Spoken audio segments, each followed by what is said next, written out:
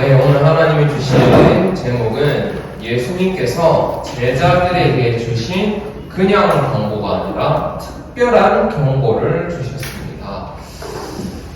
자, 저와 여러분도 그렇고 사실 모든 사람은 각자 저마다 이거 하고 있습니다. 기도하고 있습니다. 자, 여러분들은 기도하면은 느낌이 어떻습니까? 편합니까? 아니면 좀 뭔가 조금 반복적으로 뭔가를 외워야 될 것 같고 그렇습니까? 많은 사람들이 되게 기도를 하면은 뭔가 수고해야 될 것 같고 또 뭔가 똑같은 말을 조금 이렇게 반복을 해야 하나님이 들으시지 않을까? 왜 작게 말하면 안 들으실까? 또 그냥 기도하면 좀 그러니까 조금 뭔가 힘들게 조금 해야 이 기도가 응답이 되지 않을까 하는 사람들이 이 체질이 되어져 있습니다. 그렇죠? 자, 그런데 하나님의 자녀가 하나님께 드리는 기도의 정확한 뜻은 하나님이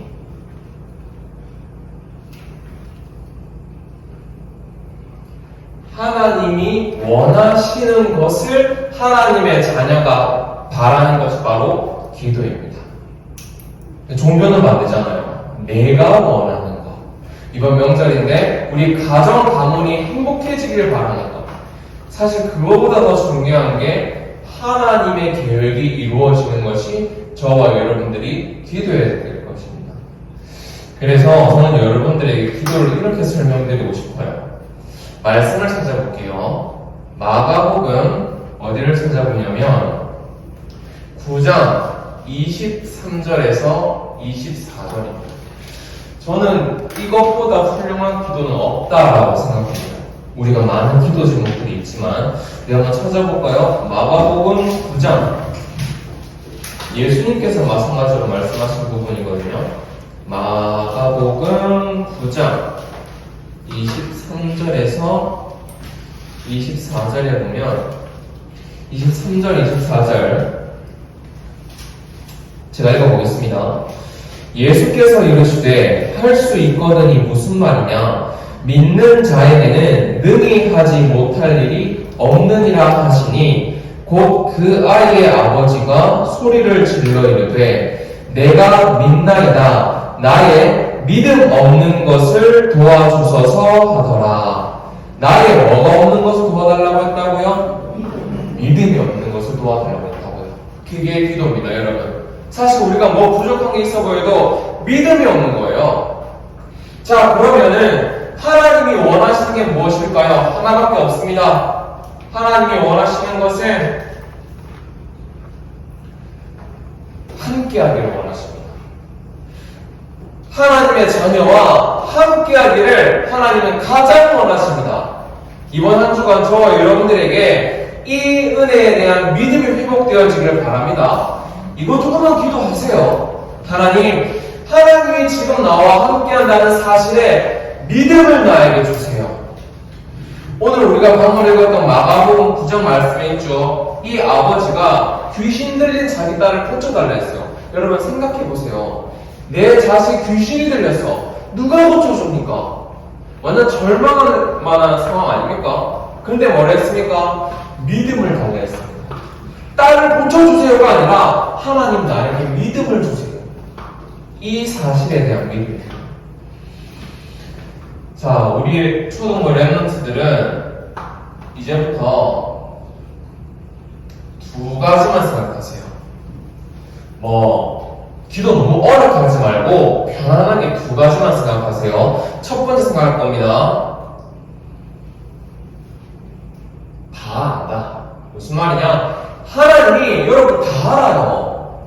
여러분들이 무슨 생각하는지, 무슨 마음을 가지고 있는지, 여러분들이 어떤 환경과 상황 속에 있는지 하나님이 더 잘 아십니다. 이게 저와 여러분들에게는 가장 큰 위로예요. 내 친구가 몰라줘요. 사람한테 기대면 있죠. 여러분 섭섭합니다. 진짜 섭섭해요. 서운해요. 가까울수록. 하나님은 다 알고 계십니다, 여러분. 그게 우리에게 참 위로와 힘이 되는 거예요. 두 번째 생각할 거,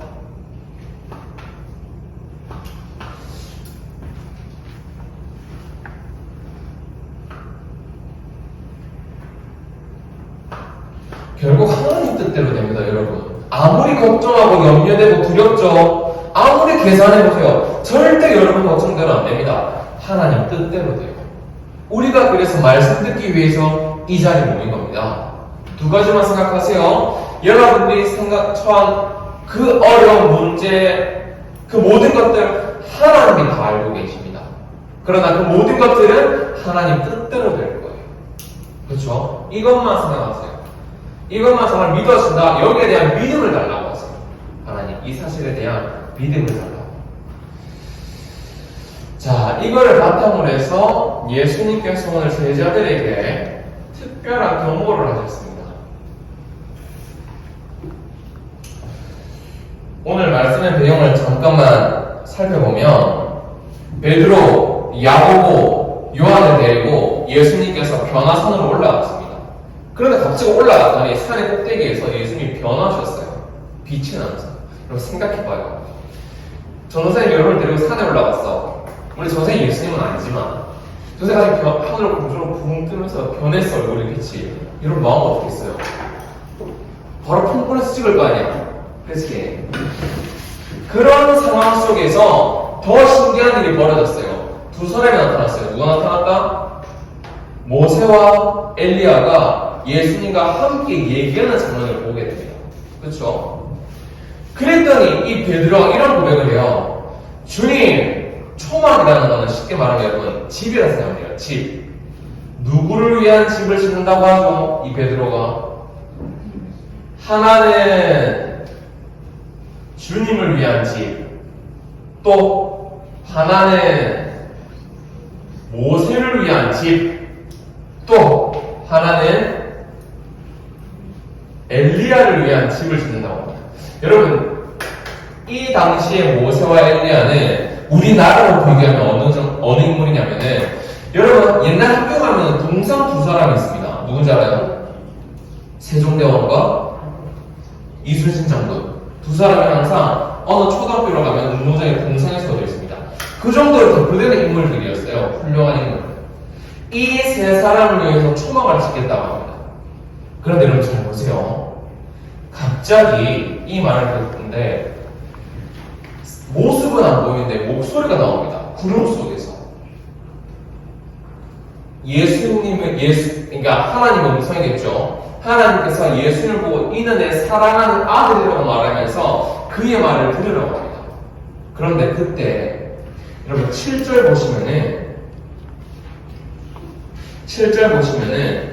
제자들이 두려워하고 있을 때에 예수님께서 그들에게 손을 대시면서 두려워하지 말라, 일어나라 라고 말합니다. 손을 대시면. 그랬더니 이 세 사람이 눈을 떴더니 누구밖에 보였어요? 8절에 보니까 모세와 엘리야는 사라지고 오직 예수만 남았더라 라고 되어져 있습니다. 근데 그 전에 여러분 이거 잘 아셔야 돼요. 변호사님이 왜 이거를 말했는지 압니까? 우리는 뭔가 그런 착각을 해요. 내가 열심히 신앙생활을 잘해서 해야 될 거 하고 안 해야 될 거 안 하고 잘하면 오직 예수 되는 거야. 절대 아닙니다. 오직 예수는 온전히 하나님의 은혜입니다. 이거 달라고 기도하는 게 올바른 기도입니다. 전사님이 이런 기도 많이 해요. 하나님 저를 좀 불쌍하게 여겨주세요. 내가 뭐 하겠다 저 못하니까 저 좀 불쌍하게 여겨주세요. 저 이런 기도 진짜 많이 합니다. 오직 예수가 되는 거는 내가 뭐 기도적 그래 은혜입니다. 다 은혜입니다. 오직 예수 그리스도만 남았더라 은혜입니다. 여러분 은혜 달라고 기도하세요. 그러면 기도는 너무 즐겁고 행복한 겁니다. 하나님의 은혜를 받는데 가장 방해되는 게 뭔지 아닐까요, 여러분? 하나님의 은혜를 받는데 가장 방해되는 것이 바로 내 생각이에요. 아, 그거 맞는 것 같은데? 그러면 틀린 것 같은데? 오히려 그게 하나님의 은혜를 막는 가장 걸림돌이 될 수가 있습니다. 왜 그러냐면 저와 여러분들의 모든 생각은 나의 짧은 인생 경험에서 나오는 것들이거든. 내가 잠깐 겪어본 그걸 가지고 하나님의 은혜를 판단하는 겁니다. 그럼 어떤 친구는 이렇게 물을 수도 있겠지. 아니 그럼 아예 내 생각하지 말까요? 그래 보세요 한번. 진짜 한번 물어보세요. 내 생각 완전히 내려놔 보세요 한번. 진짜 하나님이 하시나 안 하시나. 결국 여러분 오직 예수가 무슨 의미냐면요,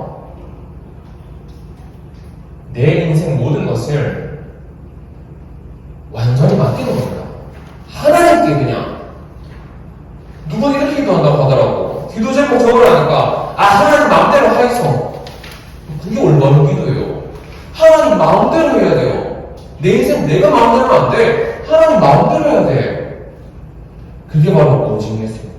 내 인생의 모든 것을 1%, 0.1% 남김없이 모든 것을 하나님께 맡기는 거. 그게 바로 오직 예수입니다. 근데 그거 어떻게 해요? 방법 없어요. 은혜밖에 없습니다. 그래서 여러분 지금 이 자리에 있는 겁니다. 자, 결론입니다. 우리 지난주 여러분 혹시 여러분 가족들 좀 쭉 적어봤습니까? 적어봤습니까? 전사님 지금 어떤 얘기 했냐면 어제 명절이었잖아요.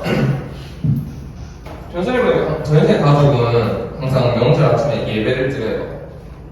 예배를 드리는데 어제 아침에 전화가 왔어요. 전사님 이모한테. 이모가 전화가 와가지고 외할머니가 가족 전체 예배 드리기로 찬성하셨으니까 오늘 예배 드릴 거다. 그래서 네가 예배를 인도하고 며칠 해라라고 하시더라고요. 알겠습니다. 제가 하겠습니다 했어요.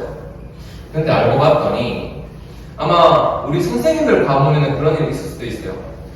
이게 순탄하게 한 게 아니라 이런 표현에 이해를 해서 멱살을 잡고 끌고 온 거예요.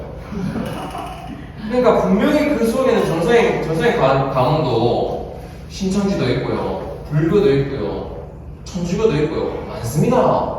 그럼 만약에 예배를 드린다면 싫어하는 사람이 있을까요? 없을까요? 당연히 있지. 당연히 있지. 제가 물어봤습니다. 근데 이모, 가족들이 다 동의했습니까? 물어보니까 대답을 안 하는 거예요. 알고 봤더니 그 전날 이제 저희 선생님 이모가 모인 그 방에서 한바탕 하는 거예요. 엄청 예배를 드리니만이 목사님 모시고 내가 죽인다마니 난리가 났던 겁니다. 그래서 선생님이 다시 이모, 예배는 그렇게 하면 안 됩니다. 예배를 억지로 데리고 와가지고 네 앉아서 말씀 들어. 이거 무슨 예배예요? 그렇죠? 여러분, 전사님이 오늘 주보의 말씀을 실었는데 쉽게 표현해줄게요. 여러분, 불을 켜잖아요. 전사님이 정리하고 누구나 빛 봐라 빛 해서 봅니까? 보이는 거야, 빛이. 여러분, 진리가 그런 거예요. 예수가 그리스도라는 것은 꼭 앉혀가지고 이거 그거 아닙니다. 내가 이 속에 있으면은 다른 사람이 와요. 그게 복음이에요. 그쵸? 전사님 하지 말자 했어요. 하지 맙시다 그거. 그거 예배 아닙니다. 그게 무슨 예배입니까? 그리고 오해를 다 풀었어요. 그리고 오히려 더 즐겁게 놀았습니다. 그랬더니 그 속에서 자연스럽게 전사님이 간증도 하게 되고 사역에 대한 말도 하고 자연스럽게 복음을 전하게 됐어요. 그 가문 속에서. 내일까지 우리 그거죠. 명절 연휴죠. 안 해봤던 친구들은 꼭 한번 해보세요. 우리 가문을 위해서 한 번만 기도해봐야지. 누가 있는지 내가 한 번도 여러분 아마 못 만났던 사람도 있을 거예요. 그런 사람도 부모님께 물어봐서 이름은 적어보세요. 이 단순히 이름 적는 게 아무것도 아닌 것처럼 보이지만 하나님의 자녀가 하는 건 달라요. 그래서 선생님이 그냥 기도하면 여러분 어려울 수도 있으니까 이제 말씀을 드릴게요. 마태복음 5장 13절에서 16절 말씀을 붙잡고 우리 가문을 놓고 기도하세요. 알겠죠? 이건 나중에 찾아보세요. 지금은 따로 안 찾아보겠습니다. 그렇게 하시고 또 두 번째 가장 중요한 겁니다. 이번 주 토요일까지 신청 왔습니다. 초등 신학원. 이거 여러분 진짜 꼭 신청하세요. 요새 다 신청하셔야 됩니다. 요새 말했잖아요. 자리가 제일 중요하다고. 경사는 여러분들한테 웬만하면 다 허락해준다. 하고 싶은 거 있으면 다 해. 해. 근데 하나님의 은혜를 받는 자리만큼은 그 어떤 것과도 타협하면 안 돼요, 여러분. 그 어떤 것과도 타협하면 안 돼요. 오히려 부모님들이 말해도 여러분들이 받는다 해야 됩니다. 그게 여러분들이 사는 방법이에요. 자꾸 이런 자리를 놓치게 되죠. 그러면 당연히 이거 놓치게 됩니다. 이거 놓칠 때면 어떻게 사는 줄 알아요?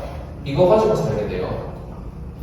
이렇게 살면 엄청 쉬운 건데 이렇게 살면 너무 어렵습니다, 인생이. 하나님이 인간만 어떤 형상으로 만들었다고요? 하나님 형상으로 만들었다고. 우리 인생의 주인은 우리가 아닙니다. 하나님입니다. 우리가 할 것은 맡기면 돼. 아, 하나님 토스. 이거 토스 아니에요? 토스? 우리는 토스만 하면 돼요. 스파이크는 하나님이 때리고. 다 맡기세요, 진짜 좀. 이거 맡기기 위해서 우리가 선생님 여기 좀 있으라고 하는 겁니다. 아시겠죠? 명절인데 잔소리 그만하겠습니다. 이제 기도하고 메시지를 마치도록 하겠습니다. 하나님, 명절 캠프 기간입니다.